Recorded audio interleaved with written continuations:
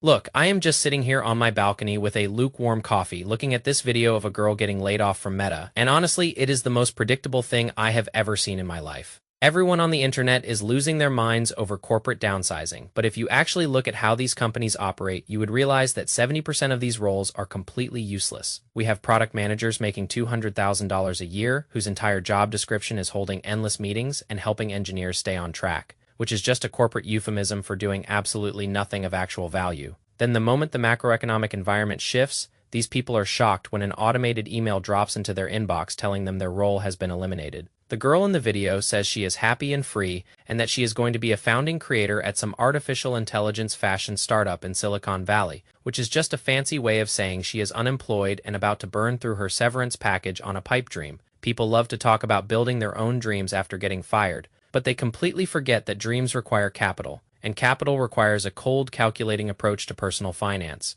Instead of crying about corporate loyalty, you need to understand that the corporate world is a transaction. You trade your time for their money, and your only goal should be to siphon off as much of that money as possible to build your own freedom machine. I am 27 years old, I have $150,000 sitting in a boring automated portfolio, and I did not get there by being the most hardworking guy in the room. I got there because I am incredibly lazy, and I absolutely despise the concept of fake work. Complexity is a status signal for people who want to feel smart but stay poor, while the real path to wealth is just a series of boring, repetitive, disciplined actions that require zero intellectual heavy lifting. If you cannot explain your investment strategy to a 12-year-old, you are just gambling. And most of these tech workers have been gambling with their lives. They move to San Francisco. They rent a $4,000 apartment. They buy a Tesla on credit, and they assume the party will never end. Then the music stops. The CEO realizes that an entire department of human resources professionals is just creating problems that do not exist. And suddenly everyone is on TikTok making crying videos. The absolute brutality of the market does not care about your performance reviews.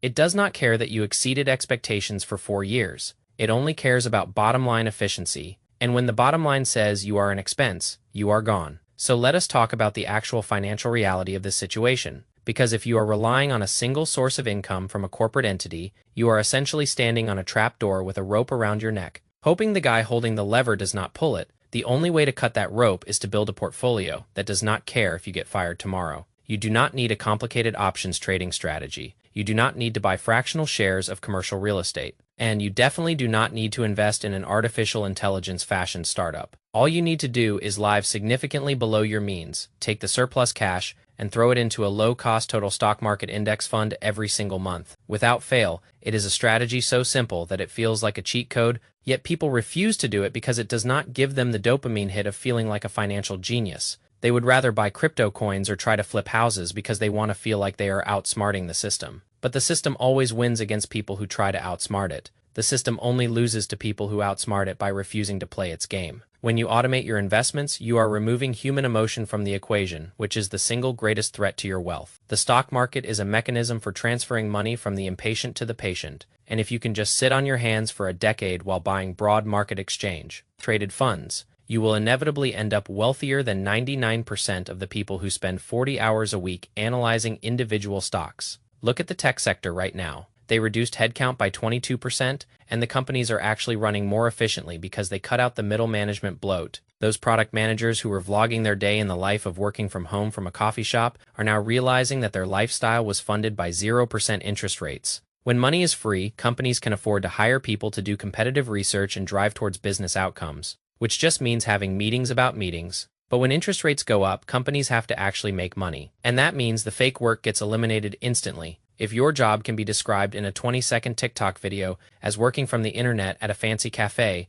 you are in extreme danger, and you should be saving every single dollar like your life depends on it. Because it actually does. The delusion of the modern white-collar worker is unparalleled. They think they are indispensable because they have a cool title. But to the board of directors, you are just a line item on a spreadsheet, and they will delete that line item without a second thought if it means the stock price goes up by 0.5%. The only response to this cold reality is to become equally cold with your money. You need to stop viewing your salary as lifestyle funding and start viewing it as raw material for your freedom fund. If you make $200,000 a year and spend $190,000 of it to maintain a high-status appearance, you are fundamentally poor. You are just a high-income slave to your bills. True wealth is not about what you buy. It is about what you can afford to ignore. I can afford to ignore corporate politics, I can afford to ignore layoffs, and I can afford to sit here on my balcony because my money works harder than any tech employee ever could. The secret to building a $150,000 net worth by 27 is not about finding a magical stock that goes up 10 times. It is about keeping your expenses ridiculously low and consistently buying assets that generate passive cash flow or capital appreciation over time. People always ask me why I am so cynical about the corporate world, and I tell them it is not cynicism, it is just clear. Observation: when you see a company fire their entire human resources team because they were creating non-existent problems, you have to applaud the brutal honesty of that CEO. He realized that the bloat was killing the business, and he cut it out. You need to do the exact same thing with your personal finances. You need to audit your life, find the areas where you are spending money on things that create non-existent problems, and cut them out immediately. Stop buying things to impress people you do not even like. Stop upgrading your phone every 12 months, and stop thinking that a higher salary will solve your financial problems. If you do not have the discipline to save what you already make, the math of wealth building is incredibly simple. It is just income minus expenses multiplied by time. You cannot always control the income side, especially when layoffs are happening left and right, but you can absolutely control the expenses side, and you can control how you allocate your capital. If you take 20% of your income and automatically route it to a brokerage account, the day you get paid, you will never even miss that money. You will just adjust your lifestyle to the remaining 80%. And over time, that automatic contribution will snowball into an unstoppable force.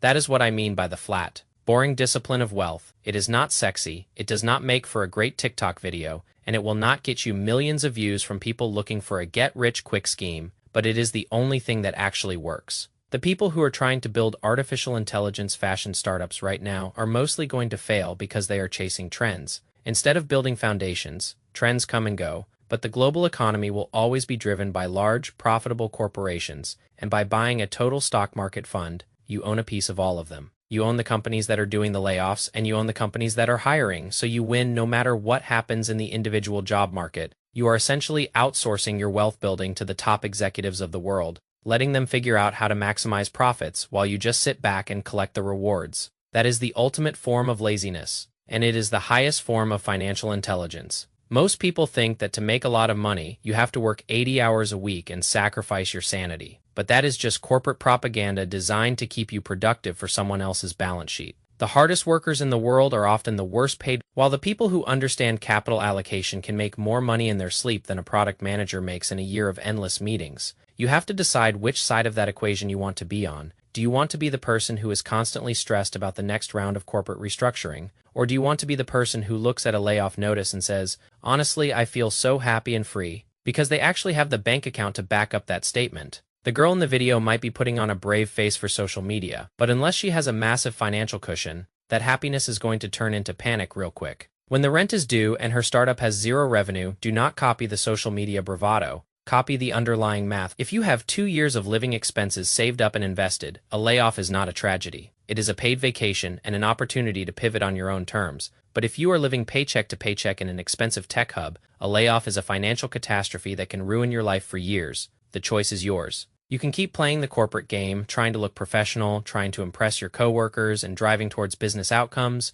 or you can realize that the entire thing is a beautifully orchestrated illusion. Start treating your job as nothing more than a funding source for your investment account. Keep your head down, do your work, do not get emotionally invested in a company that would replace you within a week if you drop dead, and pour every spare cent into assets that you actually own. That is how you achieve true sovereignty. That is how you build a life where you do not have to answer to anyone. And that is how you get to sit on a balcony at 27 telling the internet how stupid they are for worrying about things they cannot control. The world is full of noise, but the numbers never lie. So turn off the corporate Slack channels, stop watching the tech vloggers who show you their free company lunches, and start looking at your own net worth statement, because at the end of the day, that is the only performance review that actually matters. And if that number is not growing, you are failing no matter how many corporate expectations you exceeded this quarter. Just keep it simple, keep it boring, and let the market do the heavy lifting while you live your life.